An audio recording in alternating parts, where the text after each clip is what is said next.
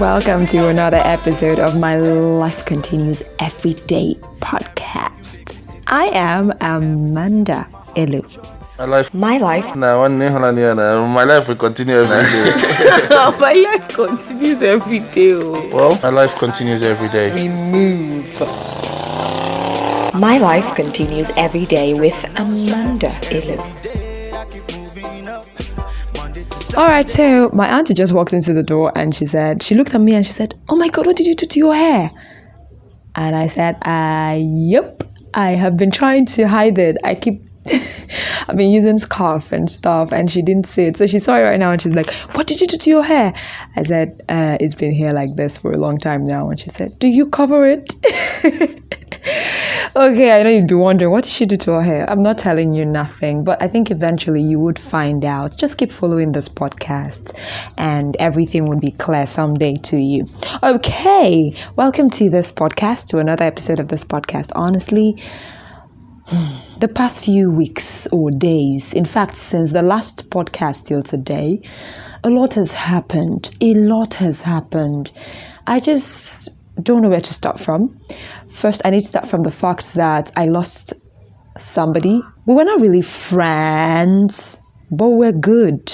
We performed together in different stages. I saw him last year. I think it was August, or was it July?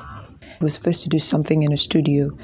I was rendering my spoken word poetry and he was doing his rap. We had a talk and it hurt me because we exchanged numbers again. Of course, we were schoolmates, actually. We stayed in the same hostel in the university. And it's a very funny way, the way we met when I was still in school in the university. We had a school bus in school then in the university, my hostel. And we were all in line to get into the bus.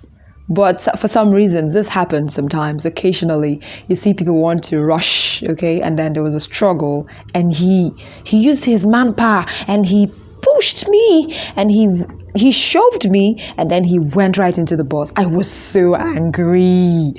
When I eventually got on that bus, because I really struggled to be on that bus, even if it meant standing, because I really wanted to see him and talk to him. So when I got on the bus, I looked at him and I said, "So much for being a man." Hey. I'd never forget that day. And he looked at me and he smiled and he put his earpiece. And or did he say? I think he said something, because he's a very sarcastic person in a very sweet way though. He said something and I continued and he just used his earpiece and that's it.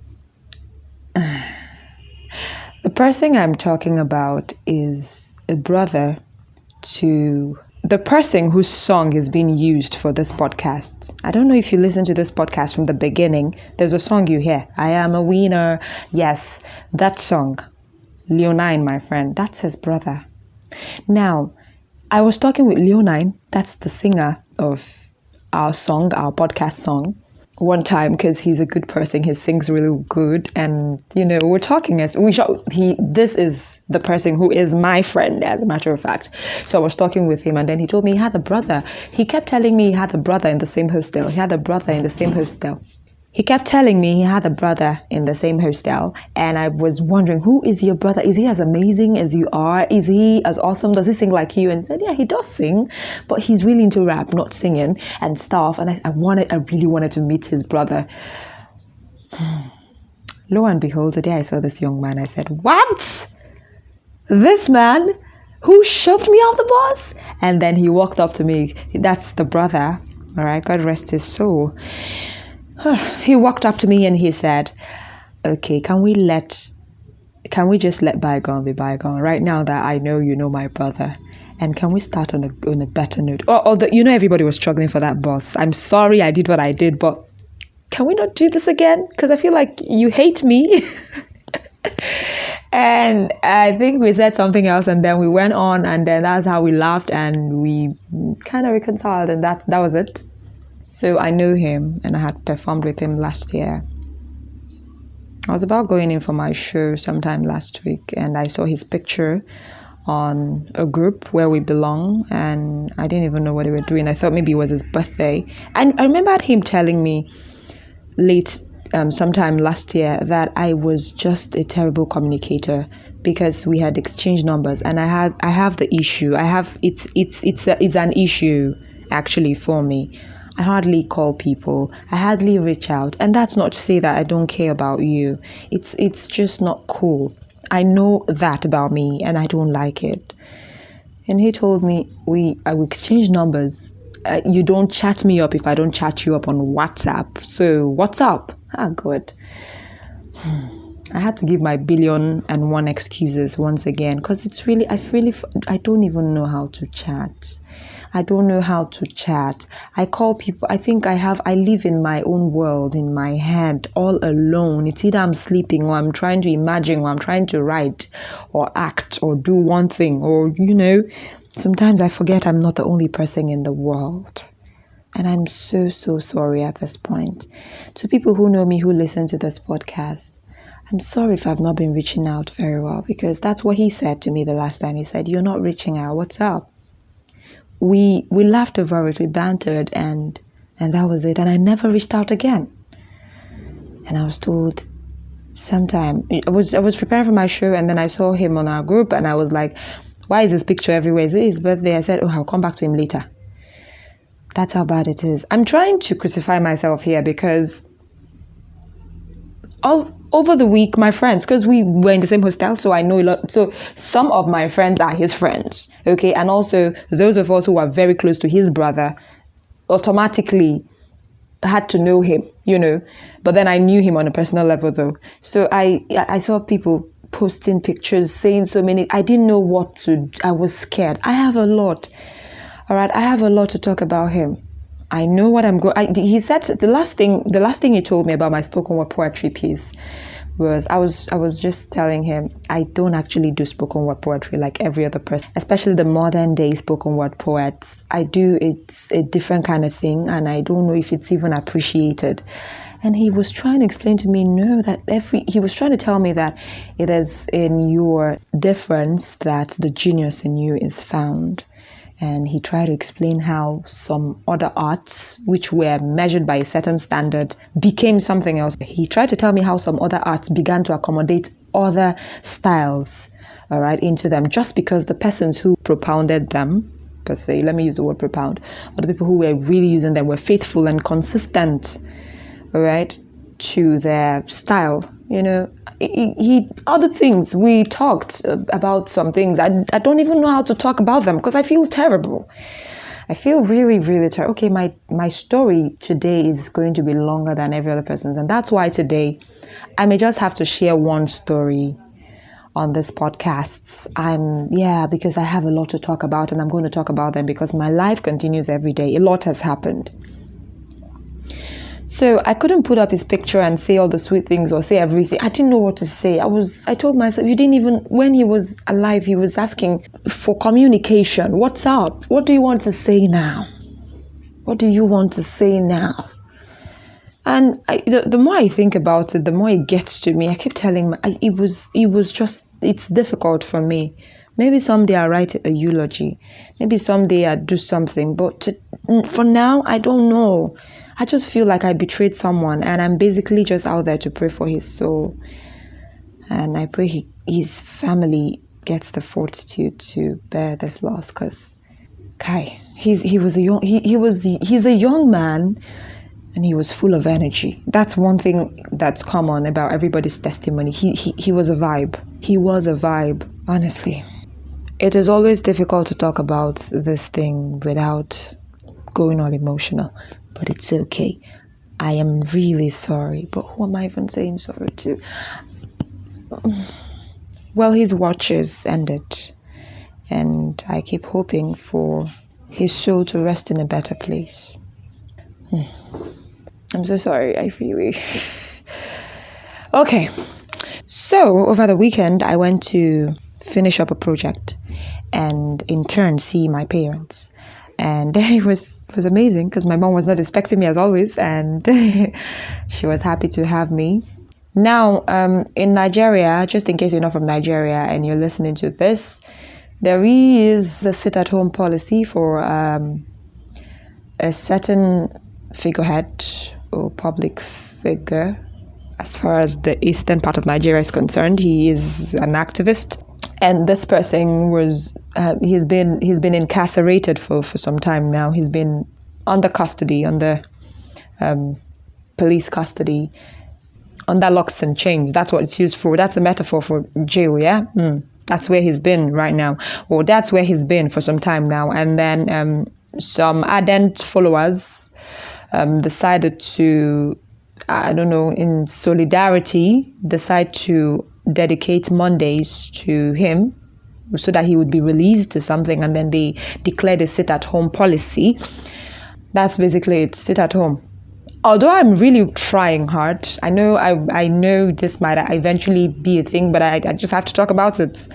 I'm not really sure how that would help us, especially we in the eastern part of Nigeria, how this person whom we think is a leader and who has been jailed, how are sitting at home and not going to work. In fact, remember I work in a media house. We had cases of some people who were supposed to take a certain exam in Nigeria called NECO. Yes, it's a kind of final exam for those in high school.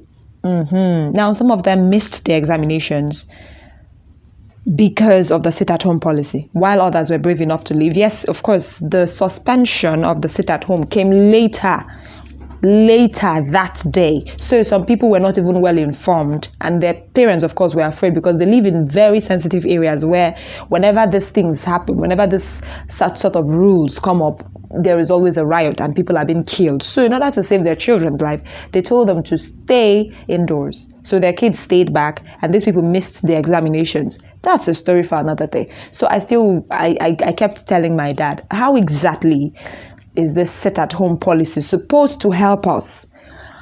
I had so many things. I kept waiting for them to tell me something really tangible, because this is the eastern part of Nigeria and we feel that we have been marginalized. We are complaining about a lot of things. Now, when we sit at home, isn't it affecting our own economy?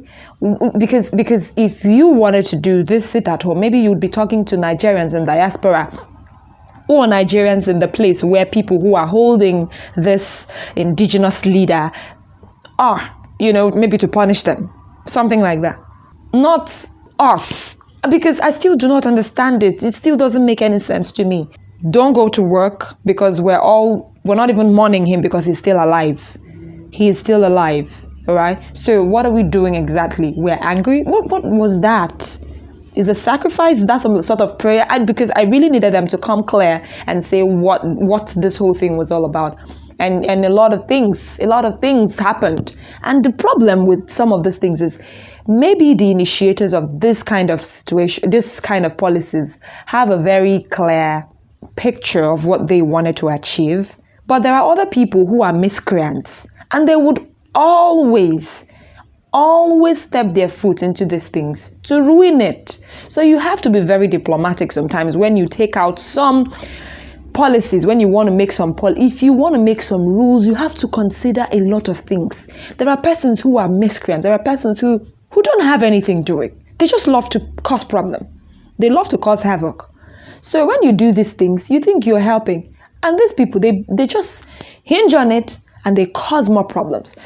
If you follow the news, you definitely see what happened in some parts of Nigeria. And yes, truth be told, a lot has been happening. Not just because this happened, not just because of the sit-at-home policy. A lot has been happening in this part of Nigeria. A lot. People are being killed. People are being killed for whatever the reason, for political reason, for enmity, for I don't know. And you know what? It's the innocent people who go down. The innocent people keep going down. Yes, there is a problem. There is a problem, and we're supposed to fight this problem. Now, when we're trying to fight this problem, it is just insensitive of us to cause another problem. Because someone would tell me, oh, you're complaining about this one problem that came out from sit-at-home. What of the problems that have been? Yes, they have been ongoing. But are we now going to use wrong to solve wrong? Because so many people went down. So many people went down from the sit-at-home policy. Now, why did I talk about sit-at-home policy? My parents asked me to go because the plan was go home, stay the weekend, and come back on Monday. I had work on Monday, but it was in the evening, okay? So I could have bit time. I would meet up, if I had stayed back with my parents for the weekend. Okay? But my parents were afraid of these things. All right? And everybody actually. Because I saw, so it was really, everywhere was almost locked up when we were coming, and then it was really raining. People were going home. People were going back. They didn't know what would happen. I mean, that's not the kind of life that it should be. That's what I think. Yes, people at the top are messing up. Yes, they actually are. We know they have failed us. That's the truth. And we have to do everything within our capability to make things, or capabilities, to make these things better. But I said, we cannot kill our own. We cannot try to save our own by killing our own. That's my own problem. That's the whole problem with the sit-at-home policy. People were rushing home. So I was rushing, and I got into something that would have hurt me, but thank God it did not. Okay, so I bought a vehicle, and our vehicle was so terrible. Now, this driver, that's another problem in the world. Why are we like this? So I overheard this driver talking to one partner. The partner actually stopped along the way. Okay, he was telling his partner, I know this boss is bad, and that's why I cannot. He does not, of course, he wasn't taking that route. He was an Abuja driver, okay? I'm not going to call the name of the company. There's no need, okay? He actually is a driver who towed the Abuja route, okay? Not Umuahia route. So he decided he said, that's why I'm taking it to Umuahia, a place where I know I can fix this car, because I can't take it, I can't take it back to Abuja. And I said to myself, okay, what's he talking about? Okay.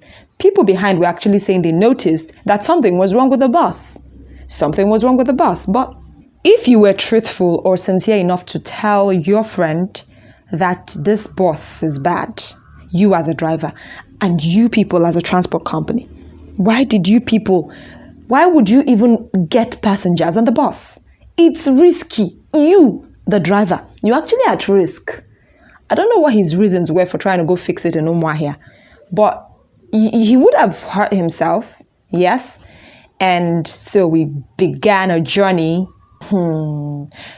Of course, we would stop at some point. He would check, and he would make a call. Because I kept hearing him making calls and saying, I don't know what's wrong with this thing. I know this thing is about to go off, but I don't. He kept saying it. And I was telling myself, what kind of joke is this? It was really raining that day. And I think he was also trying to, of course, go to a place where maybe he had family in Umuahia. You get? Maybe he was actually running, because someone was saying on the bus, I'm going back to my village because I don't even know what this sit-at-home would cause. Because, of course, some people would definitely come out and break the rule. And you know how these people would be hurt by people who think they are fighting for our betterment. So many things, so many speculations, and people were rushing. I was rushing back.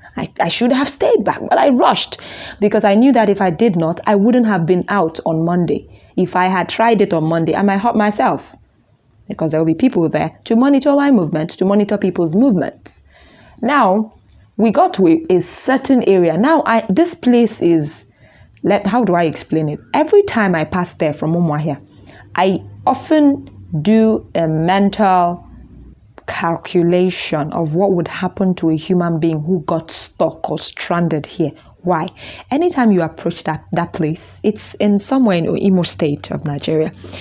This place is the only thing that's civilized about this place is the tarred road, and I think there are some poles, some electric poles. That's the only thing. There are no houses. It's a very thick forest. I think there is a word in biology for such places. So it's a jungle.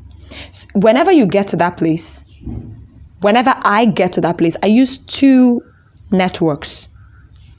All right? So whenever I get there, it ceases. You don't see network on your phone.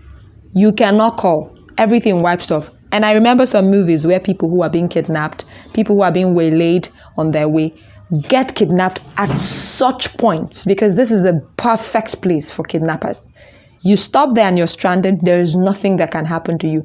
Of course, I think some other network providers, I found that there are some network providers who actually do not fail when it gets to that point. But then my network providers, the 2 network that I work with, they don't work there. So I kept always, anytime I passed that, say, this is going to be terrible if any person got stranded here. You look into this forest, you can't even see through. It's so thick, very thick. Now, guess what happened? This was where our bus stopped at 6 p.m. Nigerian time. And you know what's funny? When it stopped, vehicles that were passing kept telling us, this is not a good place to stop. As if we had, as if it was within our power. But I think they were trying to help. They kept telling us, you need to park well. And this is not a good place. This is the worst place to, it was a hill. It actually is a hill. Now, while we're waiting, a certain lady, one of the passengers said, if I see a private car right now, I'm going to flag it down, and I don't care. I'm just going to join. I don't even know what happened to me and how I got my own morale. And I told her, yes, so me too.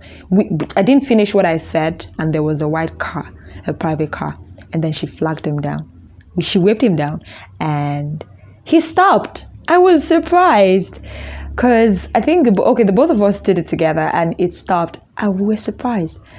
And we went there, and then the lady started talking to him and told him, please, we're going, this is what happened. And he was saying, this place is a very bad place, as a matter of fact. And then she told him, yes, she knows, and that's why she's actually looking for help. That's why we are looking for help. And then he said he was not going to Umuahia, because Umuahia was my last final destination, of course. And this is a neighboring state, yeah?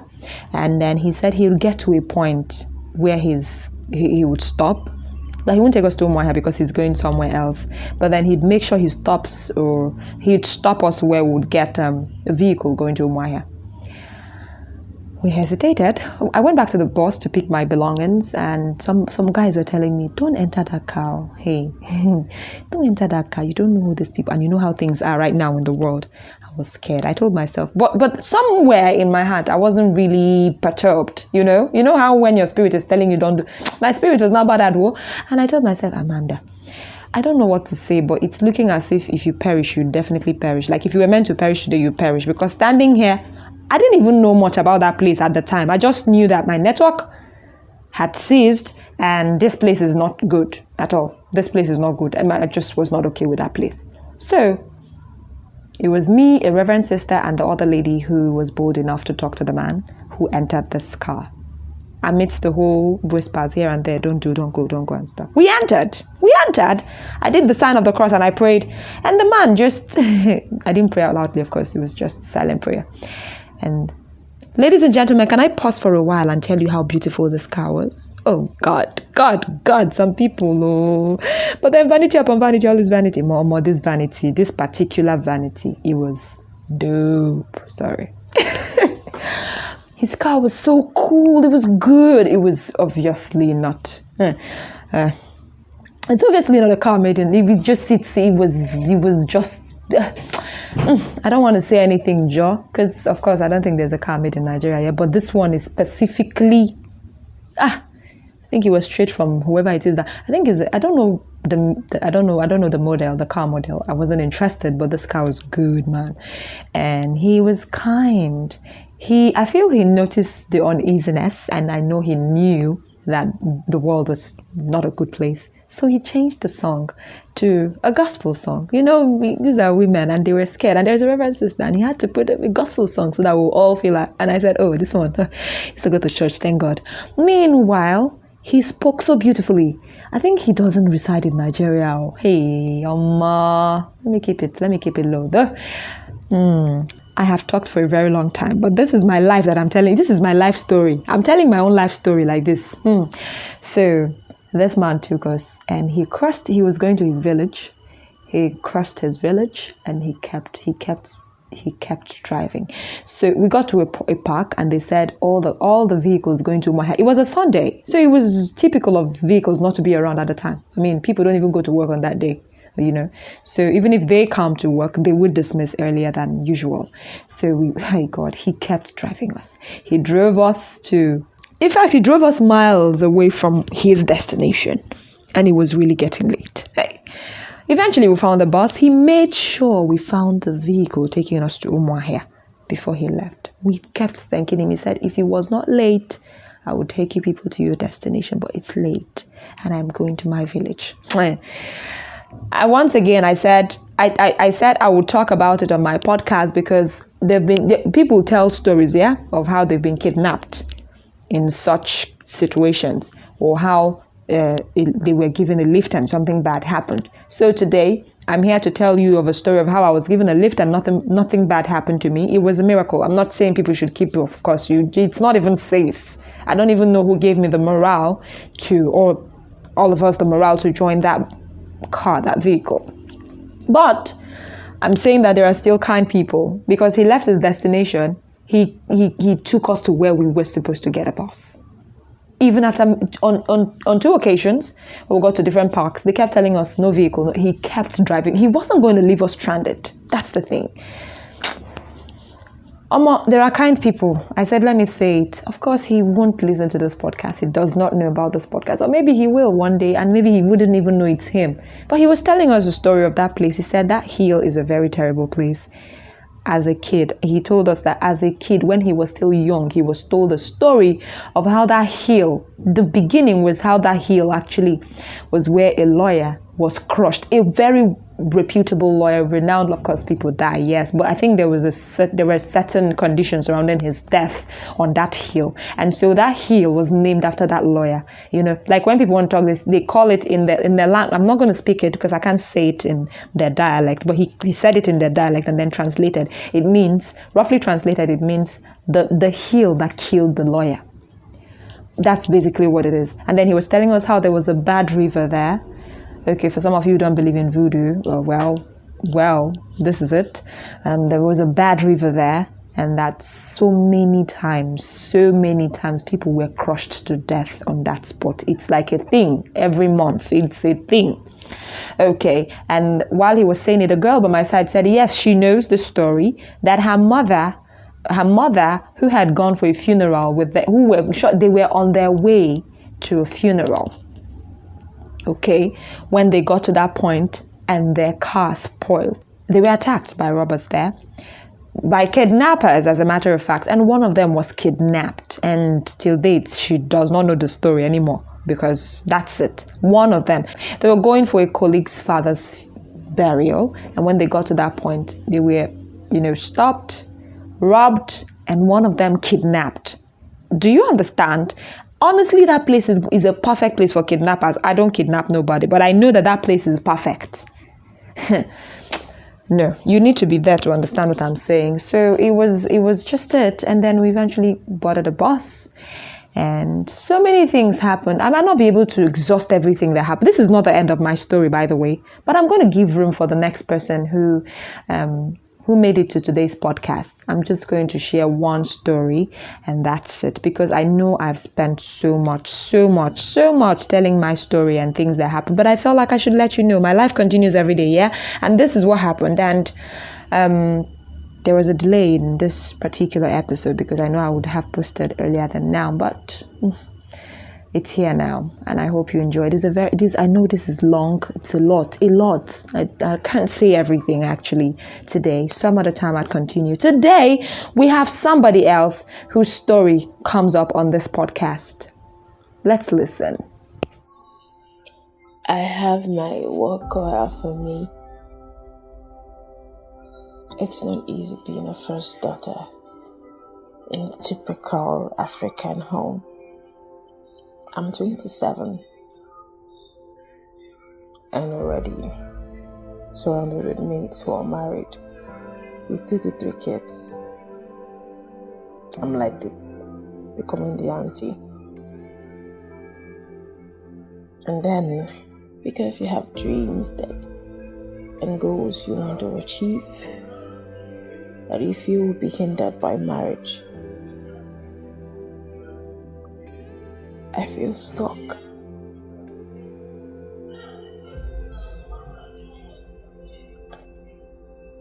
I'm cool, I think, but when my eyes think is closed in sleep, everything keeps flooding back. And you think where you're supposed to be. How long will this go with me? Is it when you're 40? I admit I used to think marriage is not the thing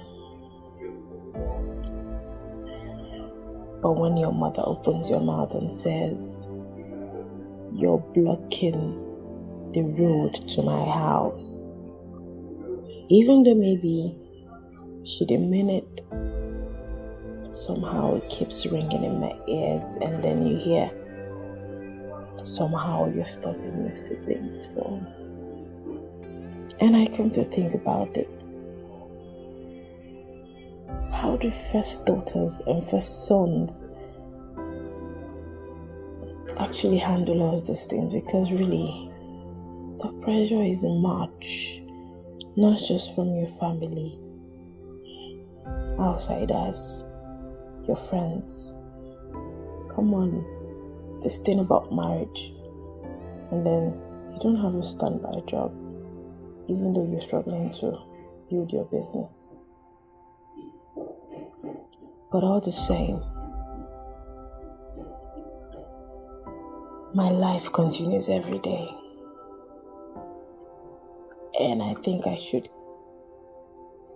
be anonymous on this one.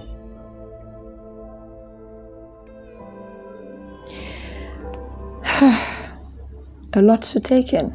A lot to take in. A lot to take in. I'd really want to say stuff about this, but let me just stop at my life continues every day, and her life continues every day, and I'm glad her life continues every day. And I hope somehow that people understand that life is a gift. Because after I lost Cavalli, that's his nickname, Cavalli, the person I told you who died, the friend who died, that's when I knew. No, I keep saying tomorrow is not promised, but I think it was in Cavalli's case that I understood better how tomorrow is actually. Some would say tomorrow is promised. Yes, okay, I don't wish nobody death. I'm just saying anything could happen at any time. Just so we know, it may not be death. It could be anything. And so while you're at it, while you're still alive, while you are at it, endeavor to do what you must, to do what you should. Because just like me, you may wake up to find out that the person who told you that you've not been communicating well with them has gone to the great beyond.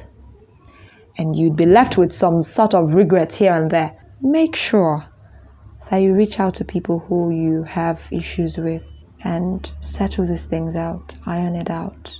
I wish us the best. I know this episode is kind of funny for you, or maybe long or somehow, but I think it calls for sober reflection. And for the lady who shared her story with us, thank you so much, darling. Thank you doing this. Thank you so much for the courage to share. Thank you. I appreciate you now and always. And to all of you who listen to today's podcast, God bless you and may His angels protect you. I am Amanda Elo, and my life continues every day. Leonine. Oh, na, na, na, na, na. I got you. I'm living a good life, no stress and no strife. Every day I keep moving up. Monday to Sunday, steady balling. If you can have one,